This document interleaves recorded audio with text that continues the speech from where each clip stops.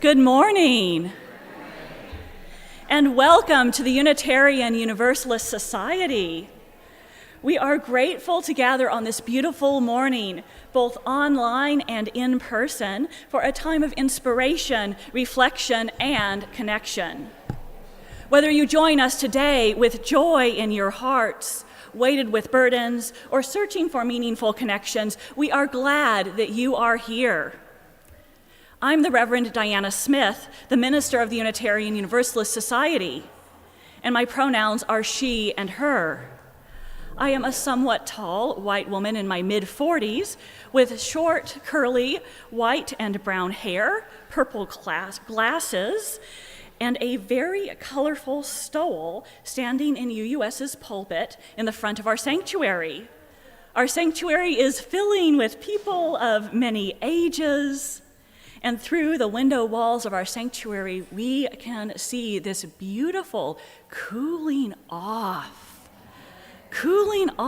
summer morning. I know there's a lot of thanks out here for breaking that heat wave. Goodness gracious. As we gather, we give thanks for this land, even when it is stiflingly hot, and especially when it's cooling off, and all who have cared for it over the centuries, particularly the Kickapoo, the Iowa, the Sauk, and the Meskwaki, and the Oceti-Sakowin nations. As people of many ages, genders, races, sexual orientations, classes, abilities, and health statuses, we know how important it is to come together as a radically welcoming spiritual community. As Unitarian Universalists, our faith expresses our core value of love through how we agree to be together and to support each other.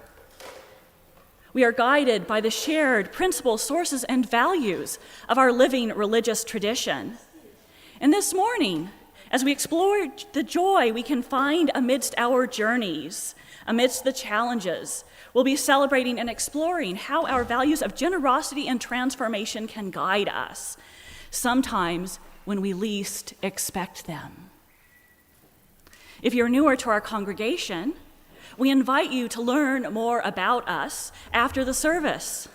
For those who are here in person, you can talk to a greeter in the atrium, and for those of you who are online, there's a link to the visitor form in the YouTube notes that will let us connect with you.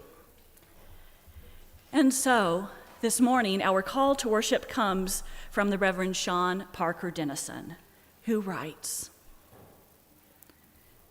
"You are the lion and the forest floor. You are where they touch. You are the orb weaver and the rain. You are the angle of light, the glimmer. You are the athlete and the injury. You are the holding breath, the release. You are the rock, the trickle, the tide. You rearrange the stream bed. You bring your gifts to the beach and morning. You are both the maker and what becomes. You are the ocean full of microscopic debris. You are the child who thinks of the solution. You are everything around you. You are broken concrete and the flower in the crack. You are impregnable, absorbing nothing. You are static electricity. You are the ring of salt left in the tin pan. You are immeasurable and full of stars. You are strange new forms of possibility. You are the fuel turned to ash in ancient fire. You are sweetness desired and forbidding. You are strength that endures, transforms. You are flesh. You are more or less. You are these words just before I speak them. You are nothing. You are all.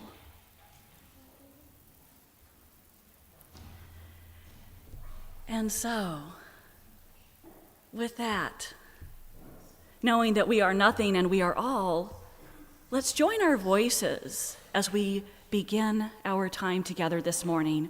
We'll be singing "My Life Flows On," an endless song, with Emily Pritchard leading us. The words will be on your screen, or they are number 108 in the gray hymnal. Please rise in body or in spirit.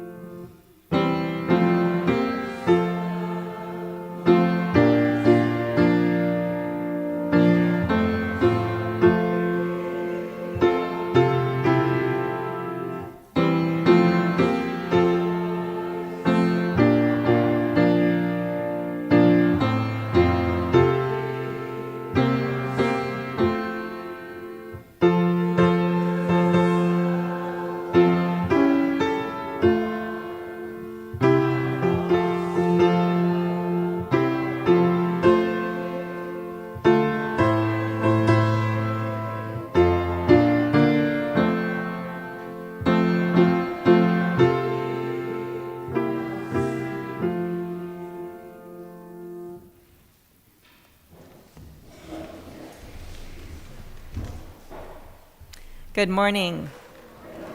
I'm Kara Beauchamp.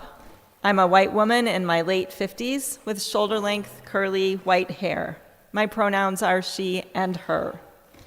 As Unitarian Universalists, we light a flame within a chalice as a symbol of sanctuary and safety, to unite us in our worship and to remind us of our ongoing search for the light of truth.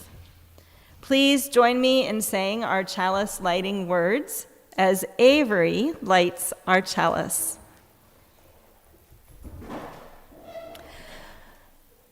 Life is a gift for which we are grateful. We gather in community to celebrate the wonder and mystery of this great gift. So let us now kindle the flame of our liberal religious heritage and renew our covenant of mutual love and care. Love is our doctrine, the quest for truth is our sacrament, and service is our prayer. To dwell together in peace, to seek knowledge in freedom, and to serve those in need. This we promise, this we covenant with life and one another. Each week, we light a candle for justice and healing to acknowledge our interdependence with the natural world and with all members of the global community, especially the most vulnerable. We light this candle so that we may not be numbed to injustice and trauma, but rather find strength, courage, and love as we work in solidarity with others for liberation, justice, and healing. Together, we create resilience and hope. Today, we light this candle while we're particularly mindful of the people who are affected by a racially motivated shooting in Jacksonville, Florida.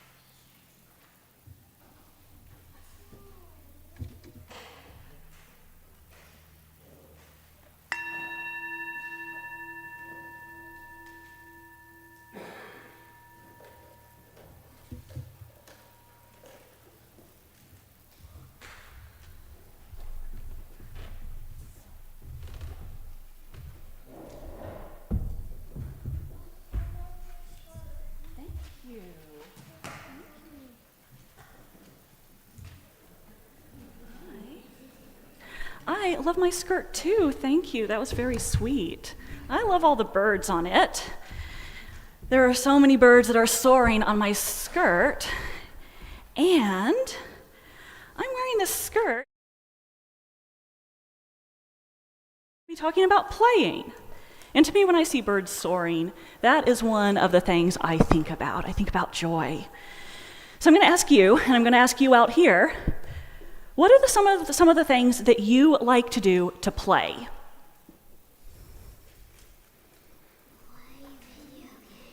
Video games, okay. I know there are some things out here. Yes, I'm there for video games too, awesome. Yeah. Well, video games? Oh, loving your family is a great way to play. Yeah.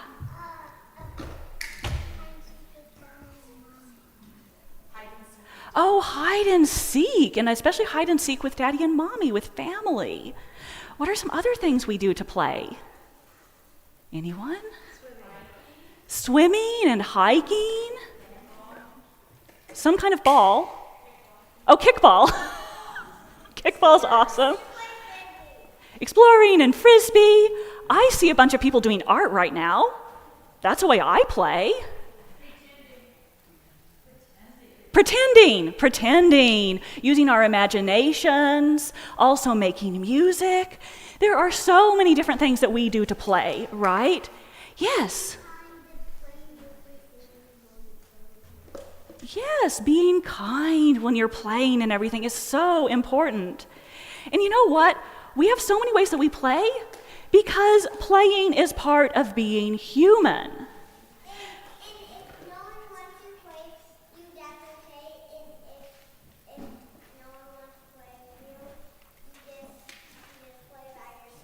That's perfect, thank you. So yeah, our friend just shared with me that when nobody wants to play with you, it's okay too, and you can just play by yourself. So sometimes we play with other people, sometimes we play by ourselves. There are so many things that we know about playing. And when we play, we engage with and we cultivate a lightness of being.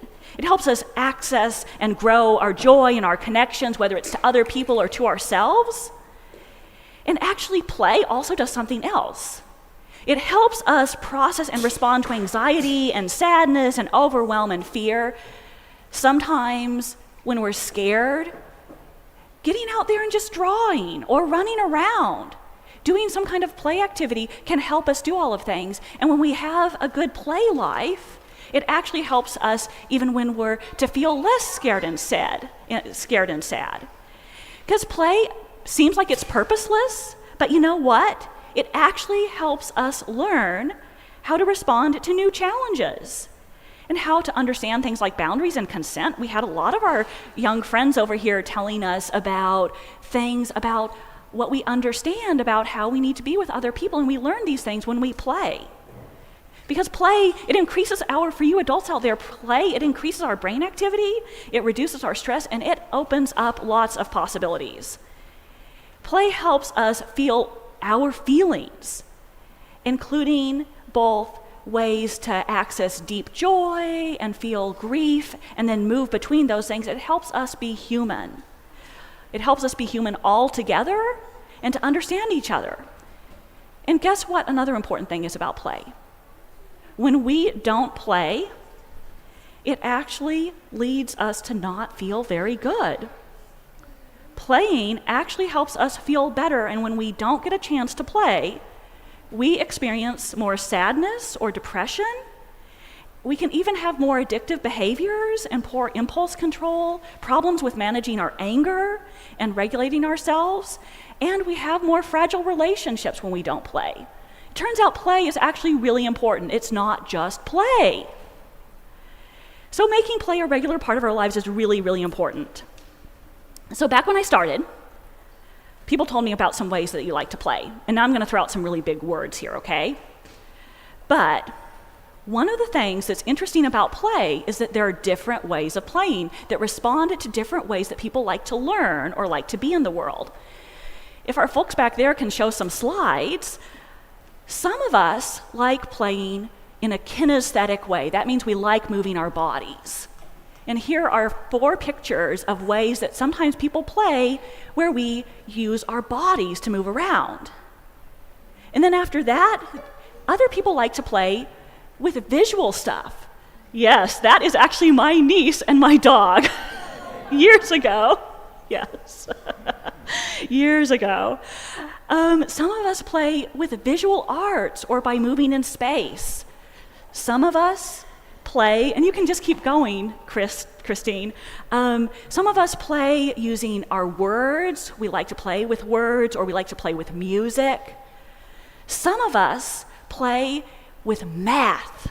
Now, I know to some of you that sounds a little bit weird, but I like playing with math, and I see some folks out there who like it too, just as much as me. Yeah! Science and math, they can be fabulous ways to play. Some of us like playing with the natural world, like going out kayaking. We also heard people talking about interpersonal play. That's when we play with other people. And we also heard about intrapersonal play. That's when we play by ourselves. And it also turns out that there are different play personalities. There are people who are more jokers, who are funny and tell all the jokes, and maybe that's what you always think of as play, and that's one important way, but it's not the only way. There are people who enjoy moving their bodies. There are people who enjoy playing with learning or ideas, maybe finding new or old places. There are people who like playing competitive games, which can be fun. It can also be a little dangerous, at least in my family. There are people, yeah, and yours too, yes. There are also people who love to play by arranging things. They have a director kind of personality, or they love creating different kinds of activities. There are people who play by collecting things. My grandma had dozens, I was going to say hundreds, but probably really just dozens of little elephants that she would collect. And that's a way of playing. Some of you might have you might have little card collections or things like that. And there are people who play with making art, and there are people who play by telling stories. There are so many ways of playing, it is amazing.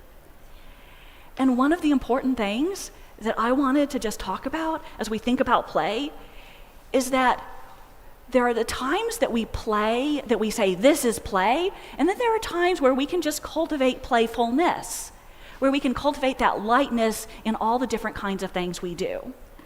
And so something to think about as our children and youth who want to go off to our religious education classes, and for the rest of us, as we stay here in the sanctuary, something to think about that I invite you into is how can you cultivate more play and playfulness in all the different parts of your life? Not just during recess or breaks on weekends, but also when you're working or studying. We talked a lot about play, And now we know there are a lot of ways to do it and how important it is for us. So let's cultivate play. And as one of the ways we can start doing that is by heading off to religious education. Nick, do you want to lead us in our new ritual? I'm going to explain for just a moment. My name is Nick Kaplan. I'm the director of Lifespan Religious Education here. I do lots of different kinds of play that Reverend Diana just talked about. But I'm up here to introduce our new ritual. We have a lantern up here that looks pretty new. You haven't seen this here before. We are actually going to light this lantern from the chalice that we use here in the sanctuary, and we will take the flame from this chalice to our religious education spaces. So to do that, today I'm gonna light this candle, but maybe in future weeks I'll need some helpers for this. First, everyone who's staying in this room will join me in saying the first set of words as we light this candle. And then any children or youth or teachers who are moving to religious education spaces will join me in the next set of words. I'm going to say it into my microphone so that everyone at home gets to hear all of the words being said. Okay? Awesome. So, congregation, children, youth, and teachers, take the flame of our chalice so that you might have with you the light, the love, and the hope of this gathered community as you explore your faith together. We send with you our blessings and our love. All right, children, youth, and teachers, if you can read these words, join me in saying them, and you'll learn them as we practice them each week. So, children, youth, and teachers, we take this flame and your love with us on the journey. All right, and now we'll all sing together as anyone who wants to go to religious education classes goes with the light of our chalice. Emily?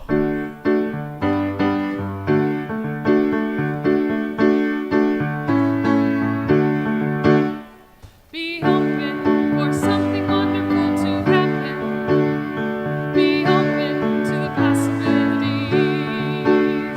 Be open for something wonderful to happen. Be open to the possibilities.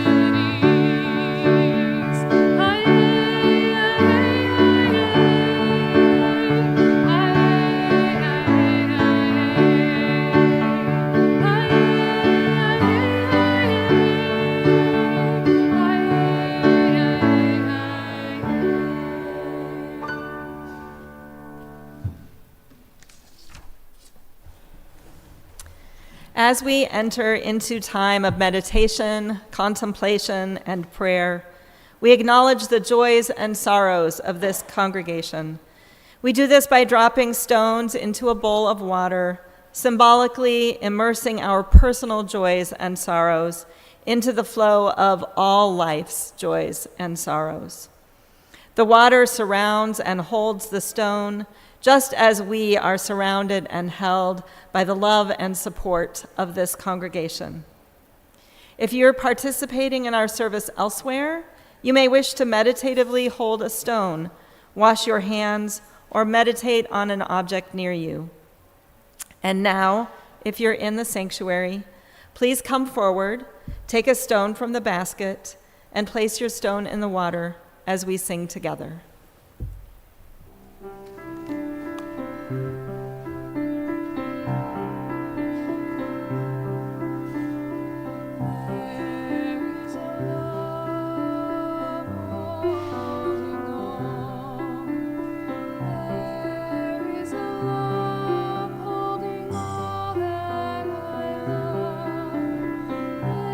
There is a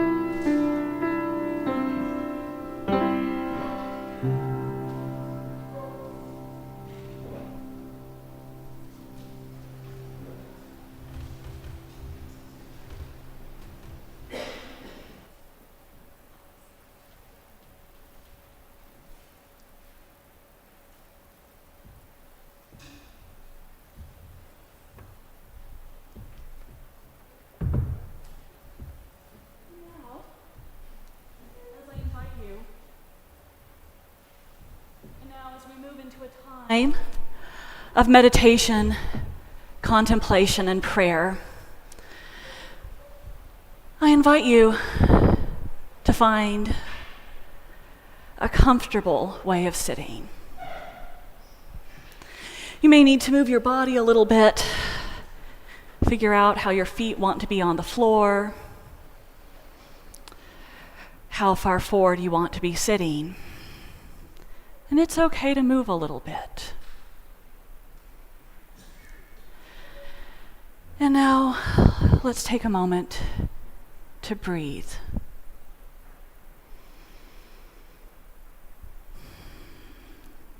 As you take this breath in, I invite you to let it travel all the way down to your toes.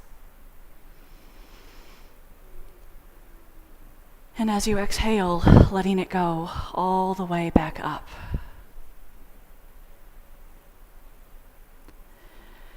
As you breathe in and out, start noticing how your feet, your tailbone, root you down into the earth. You might imagine some roots starting to come out from your feet, down from your tailbone, sinking deeper and deeper into the earth.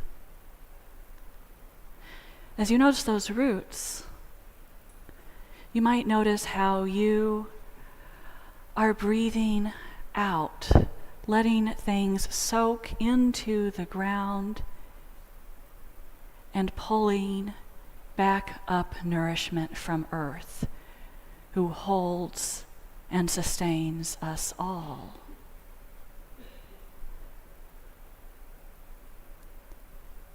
As you breathe out and in, noticing how more and more can be held by the earth, and how all the little creatures, all the matter that is there, provides a sustaining place for us, brings you energy that you can pull back up into yourself. As you breathe in and out, notice how that energy gradually comes up through your legs, through your torso, filling your body. Breathing out and letting it go into earth. Breathing in and pulling that energy, that sustenance back up.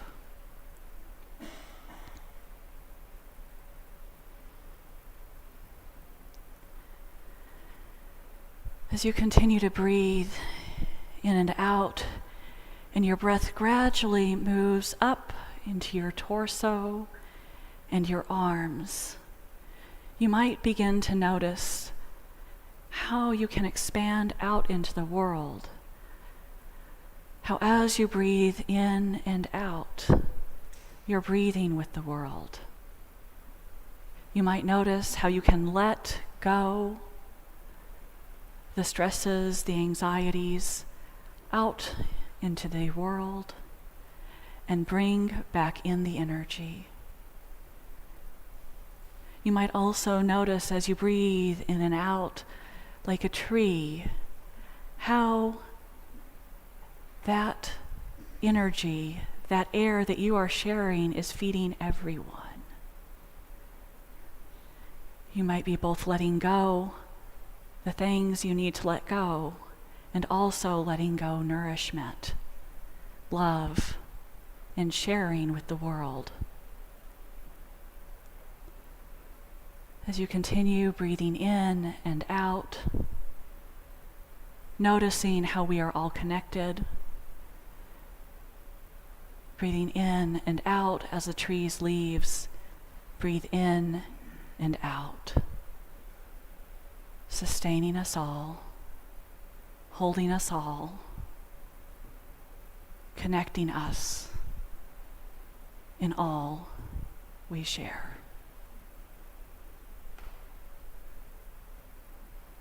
Amen.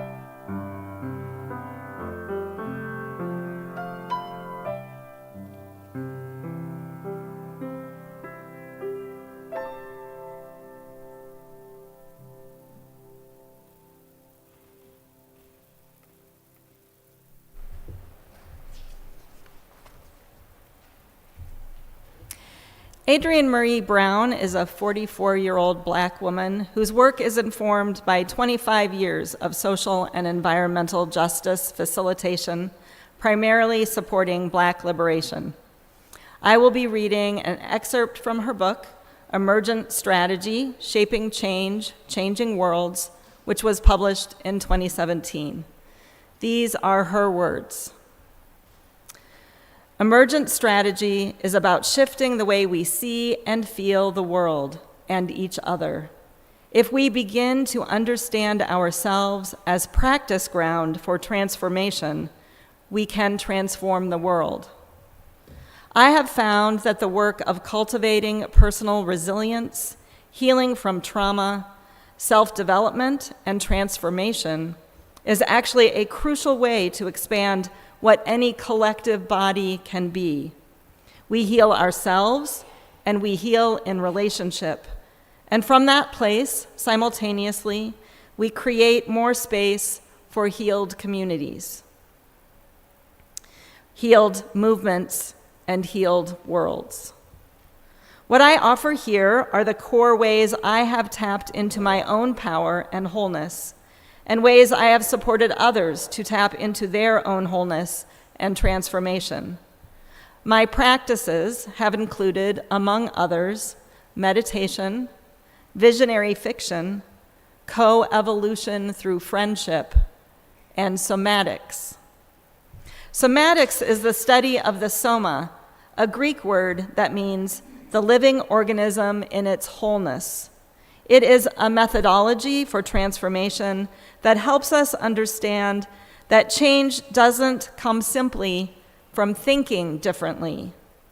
The process involves shifting what we understand, what we can feel, what we practice, reconnecting us with the incredible data and resilience of the body. Somatics talks about the body as 3 billion years of evolutionary wisdom. It is really more than the body in the Cartesian view, body as object or machine. Somatics brings an understanding and way to work with us as whole: mind, beliefs, emotions, relations, resilience, adaptations, biology, meaning, and actions, all within and through the body. And that we are collective bodies as well. We transform both individually and collectively. The lineage of somatics that I am in, generative somatics, puts an emphasis on somatics in the context of our social conditions and our efforts to create collective justice. We are never just individual bodies, individual traumas. Our lives and the way we survive are interconnected. I first came across the work in 2009, now a long time ago, through a collaboration called Somatics and Social Justice. There was clearly something really valuable in it, but also a lot of challenges about the course, and the trainers were transparent in sharing that it was an experiment, that they were figuring out how to best bridge the distance between somatics and social justice. That sense of a transparent experimentation was exciting to me. In 2012, I was involved in another course, Somatics and Trauma. The course itself was solid, and I was really blown away by the palpable transformation of several of the teachers.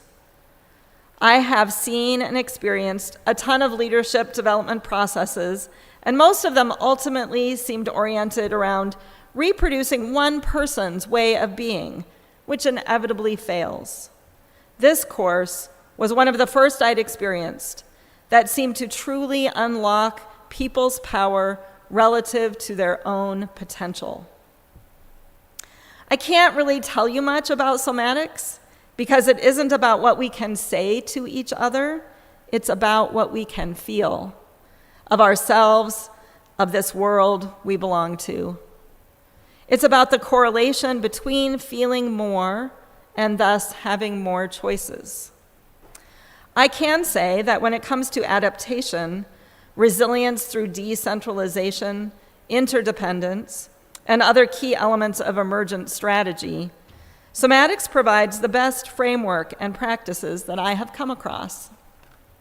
Some aspects of it I most deeply align with include: somatics is about being a fight for rather than a fight against.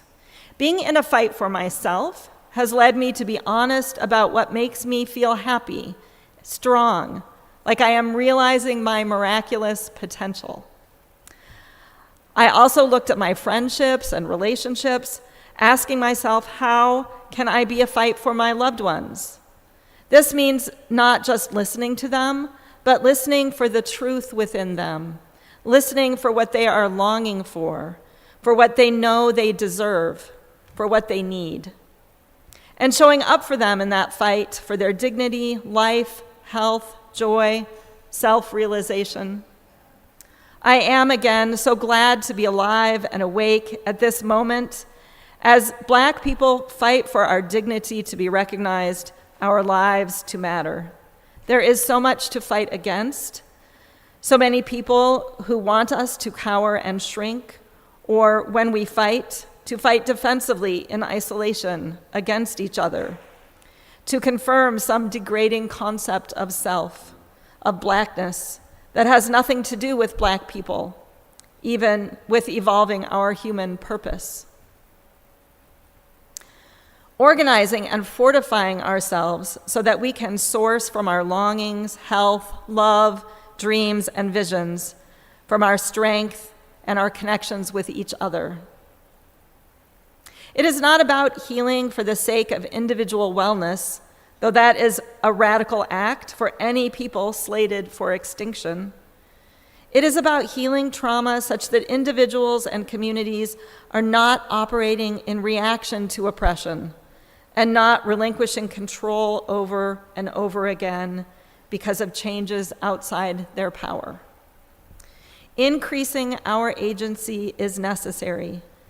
There is always going to be so much devastation to react to, especially for those of us on the wrong side of racism and oppression. The trauma won't stop. If we hope to advance, we have to find ways to move through and out of the vice grip of trauma that so drastically limits our choices.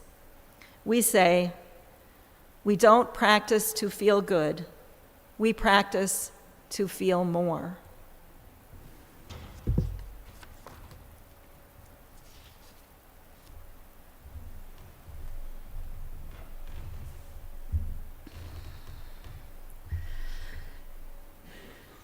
So a little over 2 decades ago, when I was trying to decide what college I was going to attend and getting various offers, there was one that asked the question in their literature, do you think one person can change the world? So do we. That appealed to me. Do you think one person can change the world? So do we. I did end up going there with the good scholarship that they gave me, and started thinking about that combined with Margaret Mead's quote, never doubt that a small group of thoughtful, committed, and, I might add, organized citizens can change the world. Indeed, it's the only thing that ever has. Now, it appealed to me and my desire amidst the trauma, the oppression, and the love that I had all experienced to make a difference, to change the world. So I went and I studied psychology and found out that environmental work was something that you could actually do for a living? Who knew? And also learned more about racism and classism and misogyny and homophobia, and got words to understand systems and to organize and to resist oppression. And then, driven by passion, I got into the work, and often came up against powerful systems that just didn't care, that pushed back with the strength of hundreds and thousands of years and with great privilege. And I found that I needed more to sustain me than the belief that one person could change the world. Now, I found one of those in the work of Václav Havel, some of which our member David Jepson shared at the beginning of this month on his sermon about hope. Back in college, I read Disturbing the Peace, and in it, the playwright and dissident Havel writes that hope is not the same as optimism. It isn't the conviction that something will turn out well. Rather, hope is the certainty that something makes sense, that it is worth doing no matter how it turns out. Now, that sentiment from Havel became a guiding statement for me throughout my work in social, environmental, and racial justice. And it's something that I have shared with many others, including earlier this summer when some of our young adult Unitarian Universalist climate activists were looking for something to sustain them in the work after a difficult organizing defeat. It turns out Havel's words about hope and optimism can be something that sustains many of us across the decades. And yet, still, burnout has asked me to find something else too. So who here has experienced burnout? Now, you don't have to raise your hand, you can. And me raising my hand, that's it. Yeah, we have a bunch of experience of burnout. And paradoxically, for me, burnout has asked me to find joy in the journey. Now that's hard, because it's also asked me to find practices that cultivate joy, to engage with activities that heal me in a way that also helps heal the world, to curate a life of things that reconnect me to the source of love that sustains us all. It's hard to find those things when you're in the middle of burnout, and yet finding them is often the only hope we have. Because burnout, for me, has demanded that I find this joy and cultivate this resourcing if I am to keep going, so that I can keep going in the work that sustains my life, that gives me life, in the work that allows me to tap into and to share love. This is what a life of living love asks of and gives to all of us. This is what helps us avoid a life of numbness, of apathy, of good work that leads to bitterness, emptiness, or replacing one form of power over with another. And this is part of what Adrienne Marie Brown is talking about in that passage from Emergent Strategy that Kara read, when Brown says, emergent strategy is about shifting the way that we see and feel the world and each other. If we begin to understand ourselves as practice ground for transformation, we can transform the world. She continues, I have found that the work of cultivating personal resilience, healing from trauma, self-development, and transformation is actually a crucial way to expand what any collective body can be. We heal ourselves, and we heal in relationship, and from that place, simultaneously, we create more space for healed communities, healed movements, healed worlds. And this work of transformation, of collective transformation, this is also part of what Tricia Hersey is talking about in Rest and is Resistance when she discusses the communal healing found in the Rest movement. As Hershey says, rest is resistance because it is a counter-narrative to the script of capitalism and white supremacy for all people. Resting is a connection and a path back to our true nature. Our collective rest will not be easy. All of culture is collaborating for us not to rest. I understand this deeply, she says. We are sleep-deprived because the system views us as machines. But bodies are not machines. Our bodies are a site of liberation. Our bodies are divine, and our rest is divine. There is synergy, interconnectedness, and deep communal healing within our rest movement.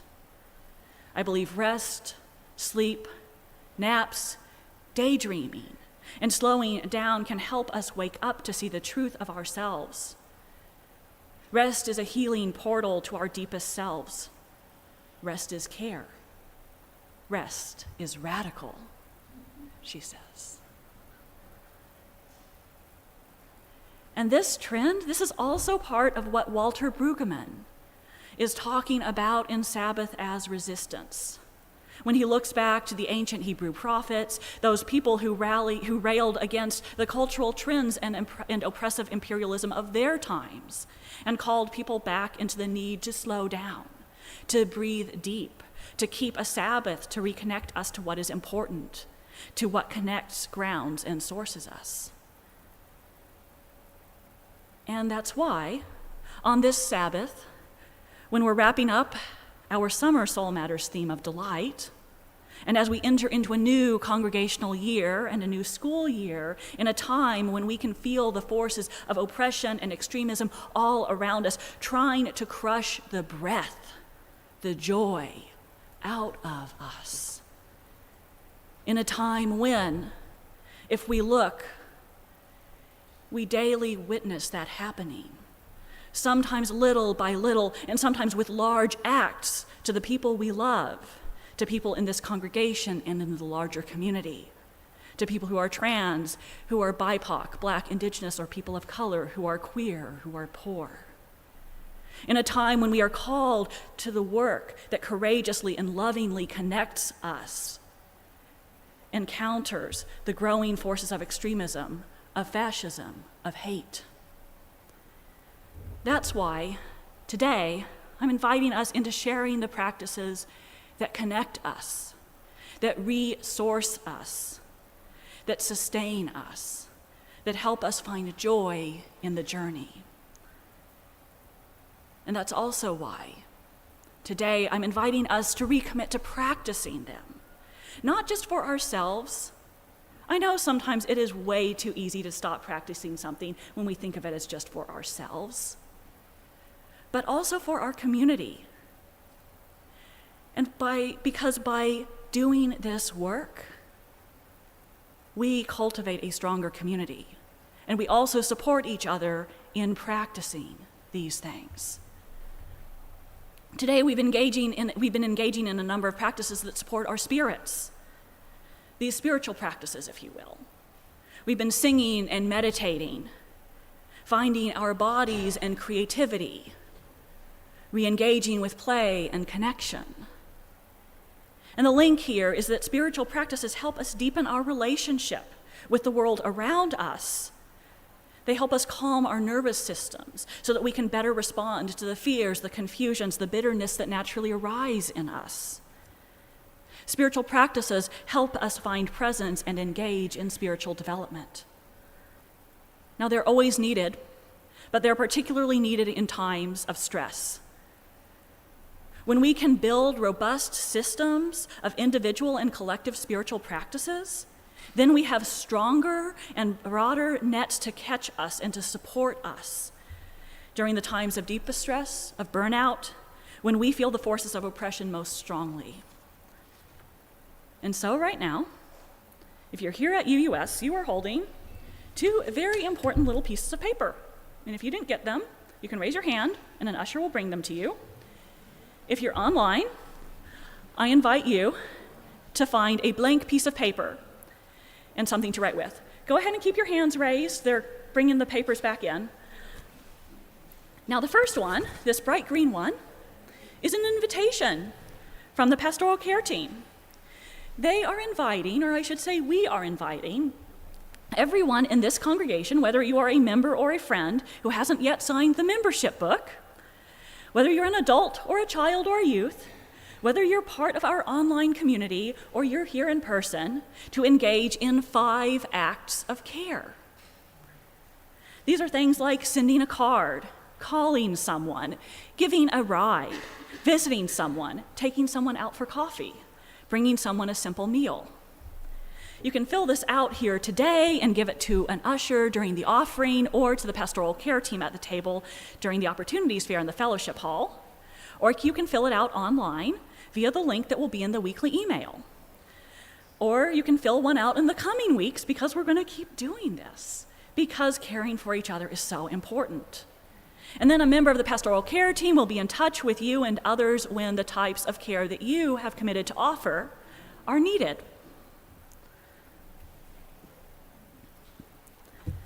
And if you need a little bit of time to think about it, you can do that too. Now, we know that encouragement from each other helps us with cultivating play and finding nourishment, sustenance, moments of peace, or lightness of being in the midst of the work we do.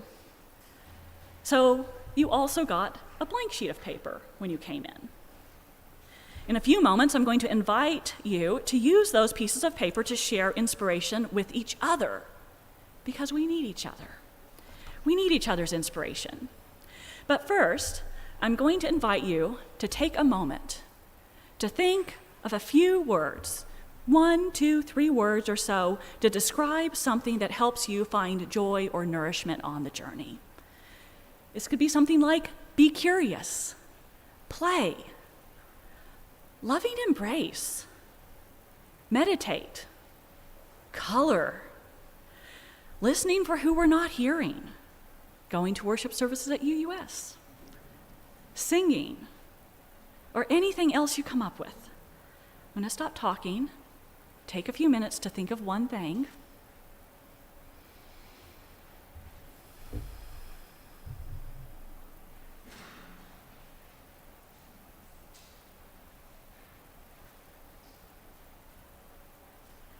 And now, as many of you are doing, write it on that piece of paper you received, the blank paper, when you came in, and then pass it to someone near you.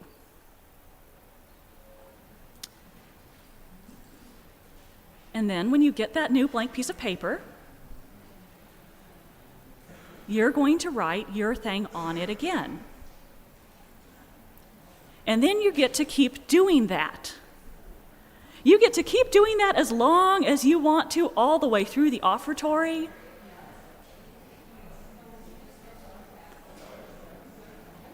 Because the magic of this is that you are going to be finding and sharing ways of support with all of these people around you. If you are online, I invite you to list as many things as you can on your piece of paper.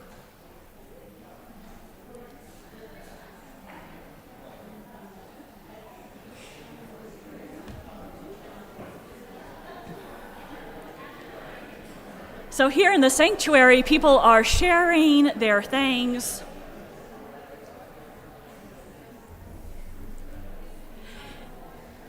And so in the interest of time, I am going to call everyone in the sanctuary back to here. Okay.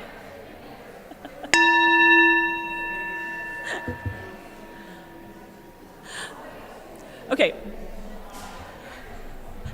So everyone here in the sanctuary, I encourage you to keep passing those sheets of paper back and forth and keep doing this, probably a little bit more quietly, because in a moment we're going to have the offering.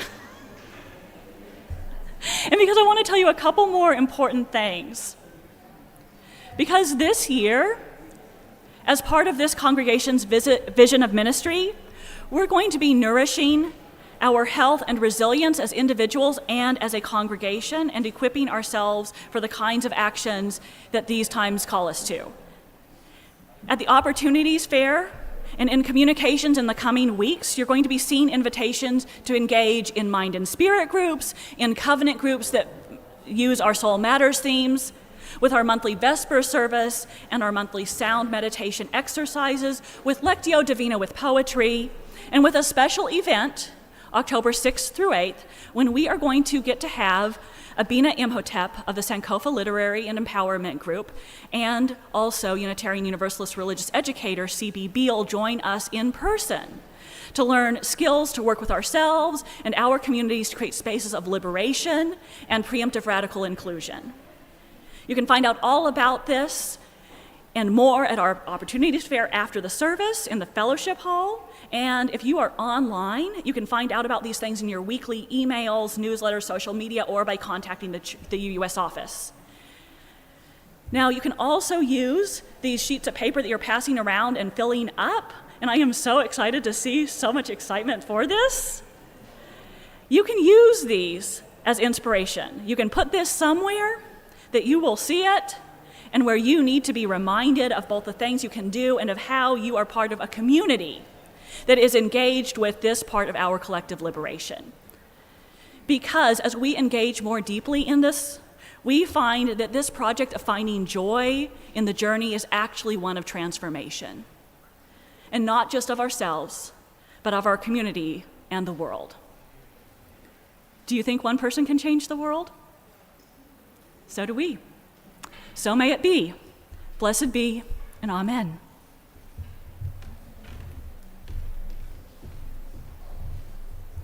How we give, what we do with our lives, our time, and our resources is a reflection of our values.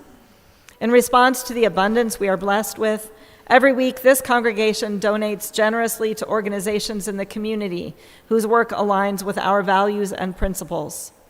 Our community partner agency this month is the Center for Worker Justice. The Center for Worker Justice's priority issues include defending workers' rights to proper payment and safe work, improving housing options for low-income residents, confronting discrimination and ensuring equal access to community services, and providing assistance to those affected by immigration policies. In this sanctuary, the ushers will collect the offering, or you can follow the instructions on the screen for how to give online. All cash contributions go directly to our community partner agency. In addition to assisting our community partner, you may contribute towards your pledge to the society, or contribute to the congregation to provide additional support for our operating expenses. You may also contribute by check using the memo line to designate the purpose. The offering is a sign of commitment to this free congregation, which is almost completely supported by the generosity of all who join us. As we give and receive the offering, may we be transformed by our giving, and may the world be transformed by our gifts.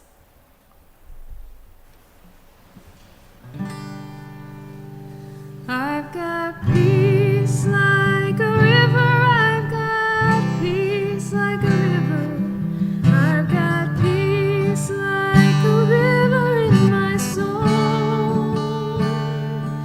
I've got peace like a river, I've got peace like a river, I've got peace like a river in my soul.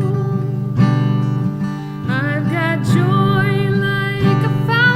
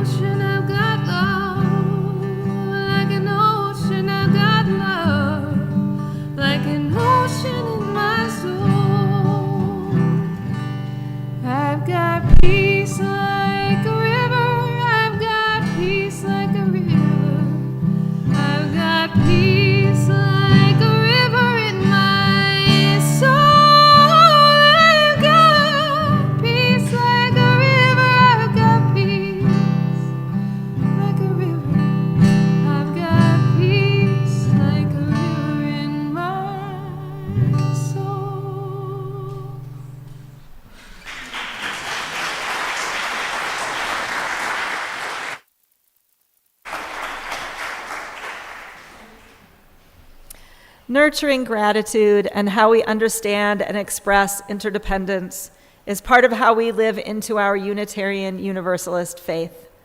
May what has been shared today help us more fully affirm our interconnection and live into love and justice. Immediately after the service, we will gather in Fellowship Hall and outside for conversation and community. Our discussion question today, which you may want to chat about during coffee hour, is what helps you find nourishment, sustenance, and joy in your life? And now to close our service, we will sing hymn number 118, This Little Light of Mine. Please rise in body and spirit as you are able.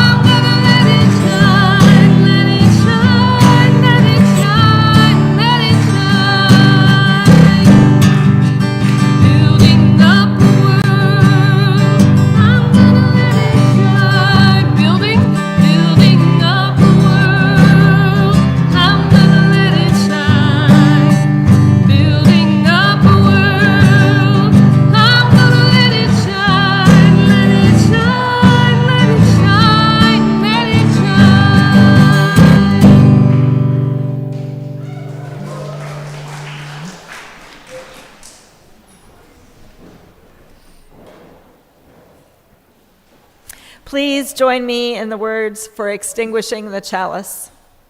We extinguish this flame, but not the light of truth, the warmth of community, or the fire of commitment. All these we carry in our hearts and in our minds until we are together again.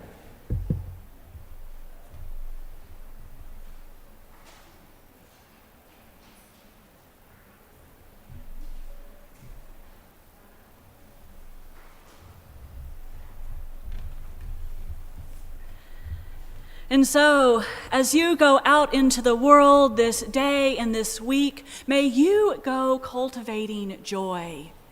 And may you go helping each other practice joy.